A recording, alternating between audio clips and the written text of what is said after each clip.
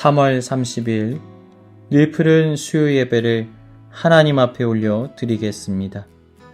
전능하사 천지를 만드신 하나님 아버지를 내가 믿사오며 그 외아들 우리 주 예수 그리스도를 믿사오니 이는 성령으로 잉태하사 동정녀 마리아에게 나시고 본디오 빌라도에게 고난을 받으사 십자가에 못 박혀 죽으시고 장사한 지 사흘 만에 죽은 자 가운데서 다시 살아나시며 하늘에 오르사 전능하신 하나님 우편에 앉아 계시다가 저리로서 산자와 죽은 자를 심판하러 오시리라.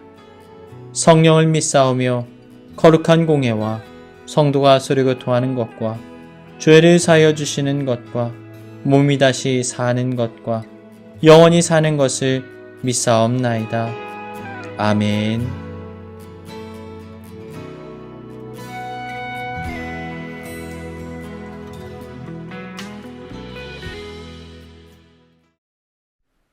오늘 우리에게 주신 하나님 말씀은 고린도전서 1장 4절부터 9절까지의 말씀입니다.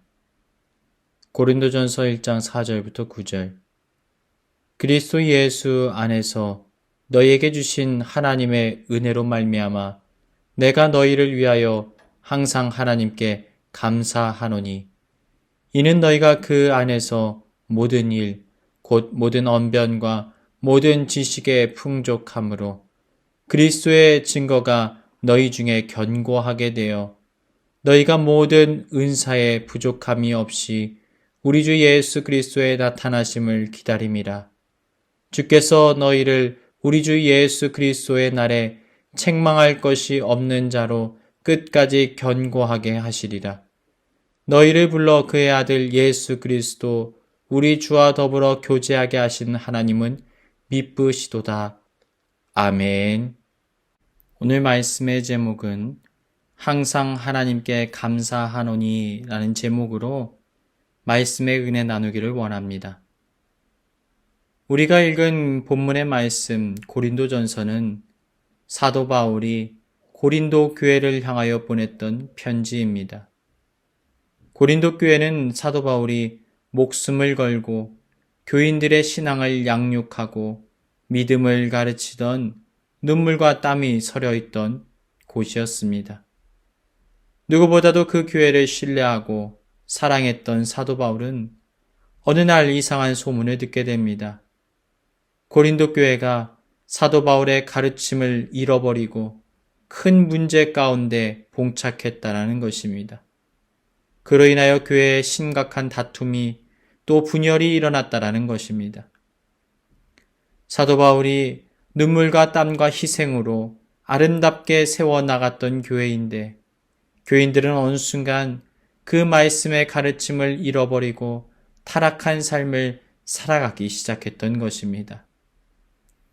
여러 가지 문제들로 인하여서 고린도 교회가 큰 혼란에 빠지게 되었습니다. 결국 사도 바울은 교회를 향하여 편지를 보내게 됩니다. 그래서 이 편지 속에는 바울의 안타까운 심정이 고스란히 녹아 있습니다. 그런데 여러분, 바울이 보낸 편지의 시작이 어떻게 됩니까? 너희를 믿었던 내가 잘못이다. 어떻게 너희는 나한테 이럴 수 있니? 나를 어떻게 배신할 수 있니? 어떻게 말씀을 잃어버릴 수 있니? 결코 이런 내용이 아니었습니다. 사도 바울은 문제투성이인 고린도 교회에게 보낸 편지의 서두에 이렇게 고백합니다. 내가 너희를 위하여 항상 하나님께 감사하노니. 감사한다라는 것입니다. 어떻게 도무지 감사할 수 없는 상황 속에서 그토록 힘을 쏟았던 고린도 교회가 순간 믿음을 잃어버리고 풍랑을 만난 배처럼 휘청거리고 있는 상황 속에서 바울은 어떻게 감사의 고백을 올려드릴 수가 있었던 것일까요? 첫 번째로 감사할 조건을 찾을 수 있는 영적인 눈이 열려 있었기 때문입니다. 고린도전서 1장 9절 너희를 불러 그의 아들 예수 그리스도 우리 주와 더불어 교제하게 하시는 하나님은 미쁘시도다. 바울은 교회에 닥쳐진 여러 가지 문제들보다 하나님께서 베풀어 주신 감사의 조건들을 영의 눈으로 발견하게 되었습니다. 여전히 고린도 교회는 많은 문제들 가운데 자리하고 있었지만 바울은 그 심각한 문제들 가운데서도 여전히 하나님께서 베풀어 주신 은혜의 것들을 감사하고 있는 것입니다. 그렇다면 바울의 감사가 무엇입니까? 분쟁과 혼란 속에서도 교회를 떠나지 않고 많은 성도들이 여전히 자신의 자리를 지키고 있었다라는 거예요. 또 분쟁의 상황으로 인하여서 바울은 이들과 더 깊은 교제와 나눔을 갖게 되어서 감사하다라는 것입니다. 그리고 이 사건을 계기로 교회가 더욱더 성숙해질 기회를 얻게 될 것에 관하여서 그가 감사 고백을 하고 있습니다. 사랑하는 여러분, 우리는 어떠합니까? 문제가 찾아올 때 문제의 시선이 빼앗겨서 문제의 상황에 현혹되어서 우리의 삶에 여전히 주어진 감사의 조건들을 바라보지 못할 때가 너무나 많지 않습니까? 감사의 조건들을 놓칠 때가 있진 않습니까? 이러한 우리의 원망과 감사는 사실 마치 동전의 양면과 같습니다. 어떤 시선으로 바라보느냐에 따라서 문제가 감사의 조건이 될 수도 있는 것이지요. 아모노 타타시의 한밤중이라는 시를 살펴보면 이러한 내용이 등장합니다. 두 노인이 모여 이렇게 푸념합니다. 한밤중에 자꾸 잠에 깨는 건 정말 성가신 일이야. 한 노인이 투덜거렸다. 다른 노인이 말했다. 하지만 당신이 아직 살아있다는 걸 확인하는데 그것만큼 좋은 방법이 없지. 안 그런가? 두 사람은 서로를 보며 낄낄거리고 웃었다. 죽지 않았기 때문에 자꾸 잠에서 깬다는 것입니다. 그렇습니다, 여러분. 우리가 처한 문제를 어떻게 바라보느냐에 따라서 그것은 염려가 될 수도 있고 반대로 감사의 조건이 될 수도 있습니다. 감사의 시선으로 여러분의 삶을 한번 되돌아보십시오. 혹시 여러분은 문제에만 자신의 시선을 고정하고 있지는 않습니까? 이제는 하나님께서 주신 감사의 이유로 인하여서 우리의 삶에 감사의 고백을 가득 채워나가시길 주님의 이름으로 축복합니다. 두 번째로, 문제를 뛰어넘는 감사의 조건을 가지고 있을 때 우리는 감사할 수가 있습니다. 4절, 그리스도 예수 안에서 너희에게 주신 하나님의 은혜로 말미암아 내가 너희를 위하여 항상 하나님께 감사하노니. 그리스도인들은 문제를 초월하는, 우리의 문제를 뛰어넘는 더 큰 감사의 조건을 가지고 있습니다. 우리 모두는 이미 그러한 은혜와 축복을 누리고 있는 거예요. 바로 예수 그리스도로 말미암아 구원받고 하나님의 자녀가 되었다는 것입니다. 성경은 이렇게 말씀합니다. 요한복음 3장 16절, 하나님이 세상을 이처럼 사랑하사 독생자를 주셨으니 이는 그를 믿는 자마다 멸망하지 않고 영생을 얻게 하려 하심이라. 우리는 본래 사랑받을 자격 없는 자들입니다. 우리는 죄인입니다. 그런데 세상을 창조하신 하나님께서 우리를 구원하시기 위하여서 자신의 하나뿐인 외아들 독생자 예수 그리스도를 이 땅에 보내주셨습니다. 우리 예수님께서는 우리를 너무나 사랑하심으로 우리의 죄를 대신하여 십자가에서 죽으시고 우리에게 부활의 은혜를 베풀어 주셨습니다. 이로 인하여 우리는 하나님의 자녀가 되었고 영원히 하나님과 끊어졌던 관계가 회복된 하나님과 동행하는 삶을 살게 되었습니다. 이제는 죄에서 벗어나 하나님의 자녀가 되는 특권이 우리 가운데 주어졌던 것입니다. 사랑하는 여러분, 우리에게는 이러한 복음의 은혜, 구원의 감격으로 인하여서 어떠한 상황 속에서도 감사의 고백이 넘쳐 흐를 수 있어야만 합니다. 왜냐하면 이러한 놀라운 은혜의 축복은 세상 어떤 절망과 괴로움의 상황 속에서도 감사할 수 있는 절대적인 감사의 조건이 될 수밖에 없기 때문입니다.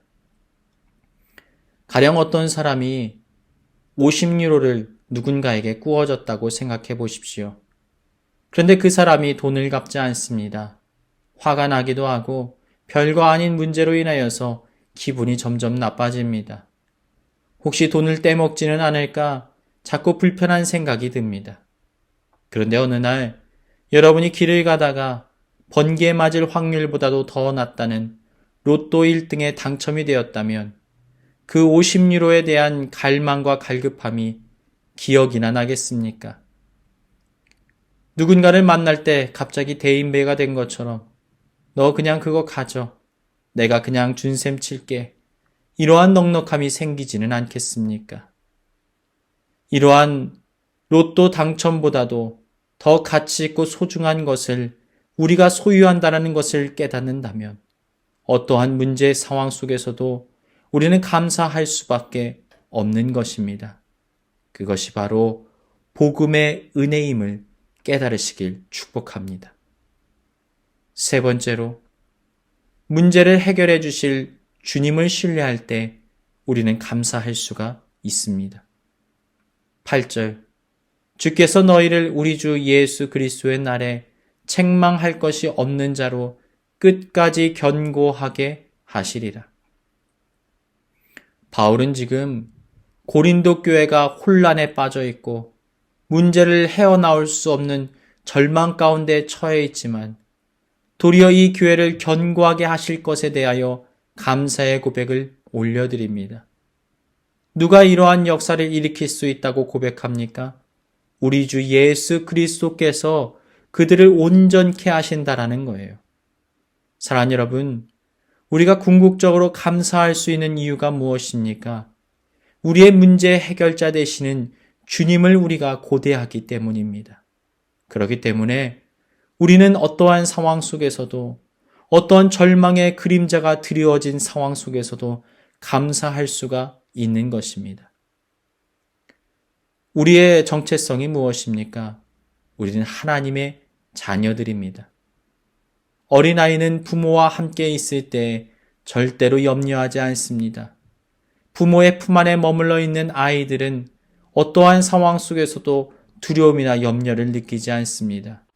자신의 부모가 모든 문제들을 해결해 줄 것을 믿기 때문입니다. 아이가 부모님의 품에 있을 때 두려움이 없는 것처럼 우리 하나님의 자녀들은 주님 안에 머물러 있을 때 아무런 염려와 근심이 없게 되어집니다. 하나님께서 모든 문제의 해결자 되심을 확실히 신뢰할 수 있기 때문입니다.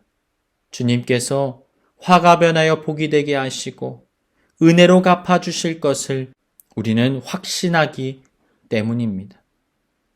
성경은 이렇게 말씀합니다. 빌립보서 4장 6, 7절, 아무것도 염려하지 말고 오직 모든 일에 기도와 간구로 너희 구할 것을 감사함으로 하나님께 아뢰라. 그리하면 모든 지각에 뛰어난 하나님의 평강이 그리스도 예수 안에서 너희 마음과 생각을 지키시리라. 시편 50편 23절, 감사로 제사를 드리는 자가 나를 영화롭게 하나니 그의 행위를 옳게 하는 자에게 내가 하나님의 구원을 보이리라. 사랑하는 여러분, 하나님 앞에 감사의 고백을 회복하십시오. 문제보다 더 큰 은혜의 감사를 올려드릴 수 있는 영적인 눈이 열리시길 축복합니다. 또한 절대적인 감사의 고백, 구원의 은혜가 우리 가운데 있음을 깨달으십시오. 그리고 우리의 모든 문제의 상황들을 은혜로 갚아주시고 온전케 하실 주님을 기대하십시오. 그리함으로 여러분의 삶의 자리에 진정한 감사, 진정한 찬양이 흘러넘치시길 주님의 이름으로 축복합니다.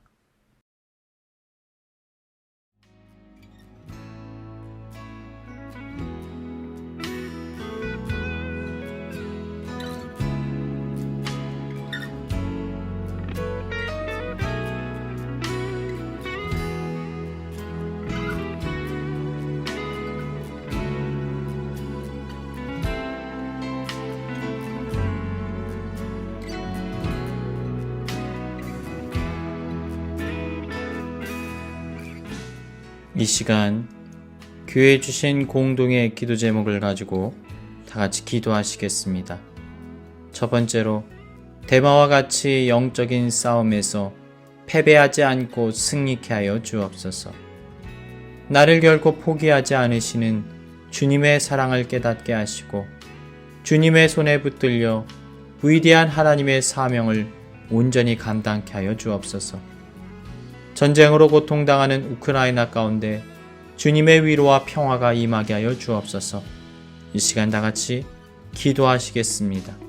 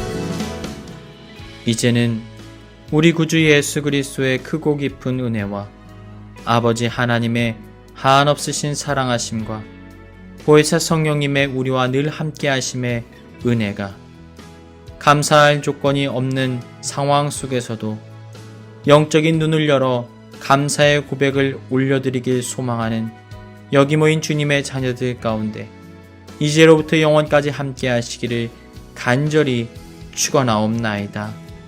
아멘.